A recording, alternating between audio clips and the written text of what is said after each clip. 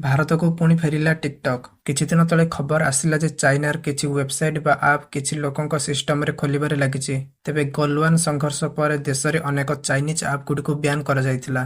ପ୍ରାୟ 59ଟି ଆପ୍ ଏଥିରେ ସାମିଲ ଥିଲେ।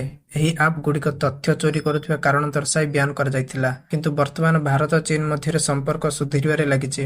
ମୋଦିଙ୍କ ଚୀନ ଗସ୍ତ ପୂର୍ବରୁ ଚୀନର ବୈଦେଶିକ ମନ୍ତ୍ରୀ ୱାଙ୍ଗ୍ ୟି ଦୁଇଦିନିଆ ଭାରତ ଗସ୍ତରେ ଆସିଥିଲେ, ଯେଉଁଥିରେ ସୀମା ବିବାଦ ସମ୍ପର୍କରେ ଆଲୋଚନା କରାଯାଇଥିଲା। ବାଣିଜ୍ୟ କାରବାର ବିଷୟରେ ଆଲୋଚନା ହୋଇଥିଲା। ତେଣୁ ଏହାପରେ ଏବେ ସବୁଠି ଚର୍ଚ୍ଚା ହେଉଛି କି ଟିକଟକ୍ ଓ ସିନ୍ ଭଳି କିଛି ଆପ୍ ଲୋକଙ୍କ ଫୋନରେ ଖୋଲିବାରେ ଲାଗିଛି। ଆସିଲା, ଯାହାକୁ ନେଇ ବିରୋଧୀ କଂଗ୍ରେସ ମଧ୍ୟ ସରକାରକୁ ଘେରିବାକୁ ଚେଷ୍ଟା କରିଛି।